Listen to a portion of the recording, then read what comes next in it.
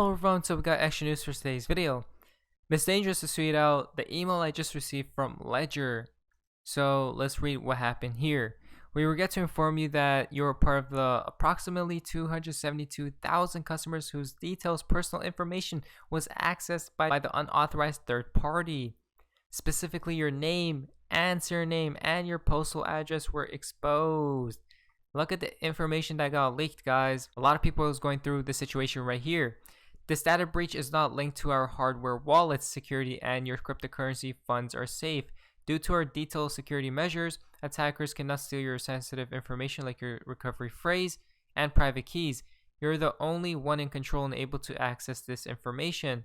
So we can see right here, this is what happened with the Ledger data breach that took place yesterday. And what timing is it? That today's December 21st, 2020, and this situation has took place.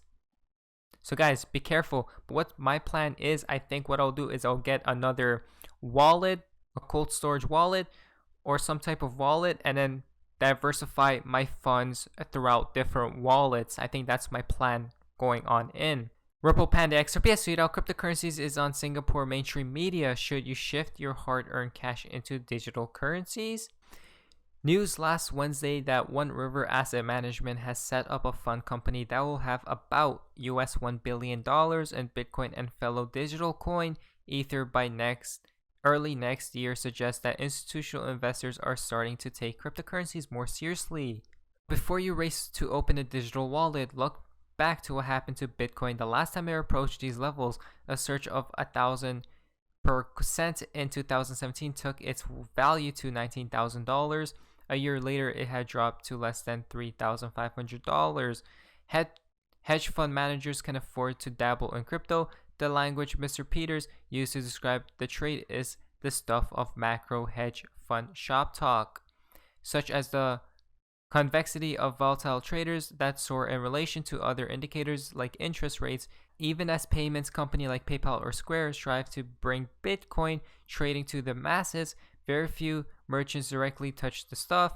Data from Chain Analysis estimates that merchants made up only about 1% of cryptocurrency activity in North America between mid-2019 and mid-2020, while exchanges accounted for almost 90%. None of this bothers the champions of digital gold, who push a narrative that Bitcoin serves as some kind of metaphorical mattress under which everyone should stuff rapidly depreciating dollars or euros. Next week comes from Ian Northing. Pantera Capital CEO explains why he is bullish on XRP. Pantera Capital Management talked about XRP. Moorhead's comment about XRP came during an interview with former hedge fund manager Roel Powell, who is currently the CEO of finance and business video channel Real Vision. According to a report by the Daily Hodl with regard to XRP, Moorhead had this to say: XRP is accumulating the cross-border money movement that everyone in the industry has been talking about for a long time. Currently, blockchain-enabled cross-border money movement from the United States to Mexico is getting close to 10% of all of that very important 25 billion remittance corridor. So it's huge success for our industry for a use case that's really making people's lives better. So it looks like he believes in XRP. So more people are believing in XRP. Look at that. Making people's lives better. WebNow has tweeted out XRP Beam Ripple partner Forte announced that it had teamed up with 5 game developers to leverage its blockchain platform for mobile and PC games. Forte partners. The recent partnership will see 5 developers adopting Forte's blockchain platform for various games. Games today already involve millions of players participating both in a community and economy.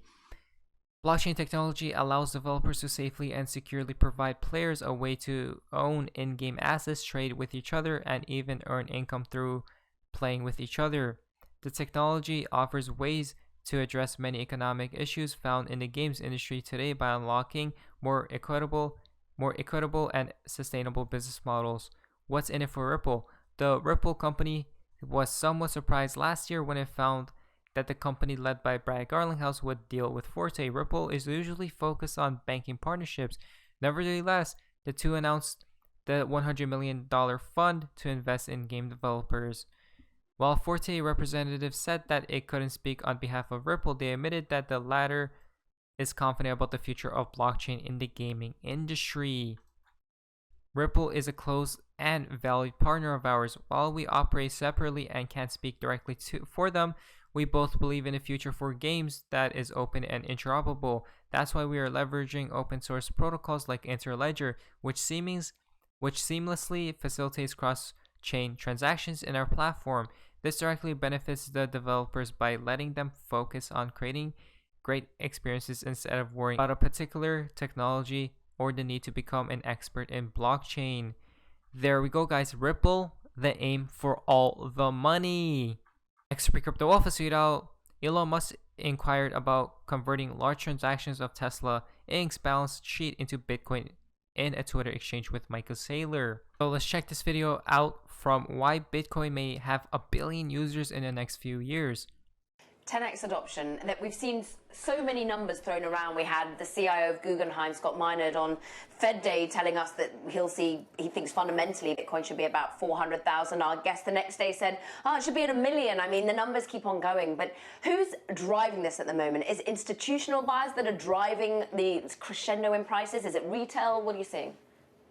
There's definitely a huge uptick in institutional adoption. I mean, we're seeing this across the headlines. And in comparison, you're not seeing the same uptick across retail. I mean, if you look across any major social indicators, retail awareness of this rally in 2020 is still relatively muted. Now, I think the tides will turn and we're going to have both sides of the market kind of participate here.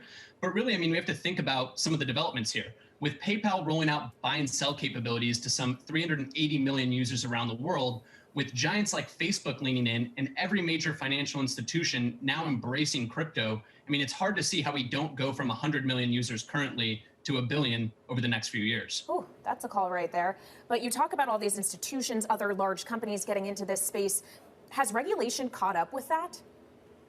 Yeah, so I mean, listen, regulation is always evolving. I mean, how many times over the past several years have we seen the headline of such and such government bans Bitcoin only to reverse it a year later? So listen, regulators are definitely getting more comfortable with the space. I think they recognize that this is an innovation that is not going to be uninvented and that Bitcoin is here to stay. And that really the story is probably going to be much broader than just Bitcoin here. Huge adoption and innovation taking place.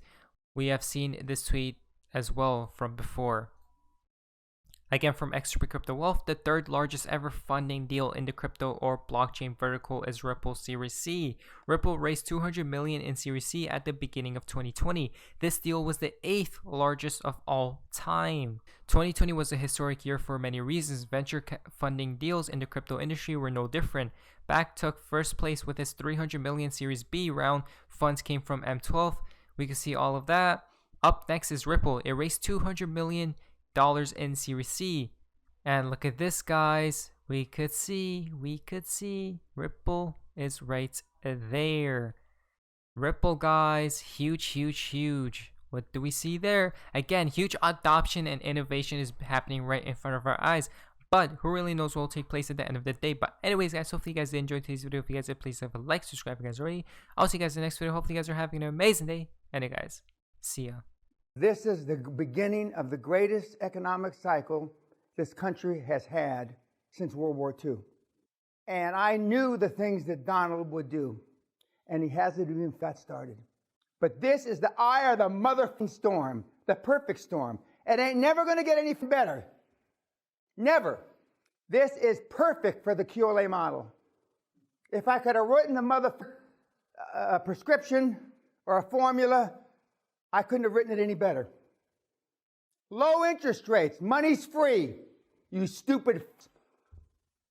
Massive chaos.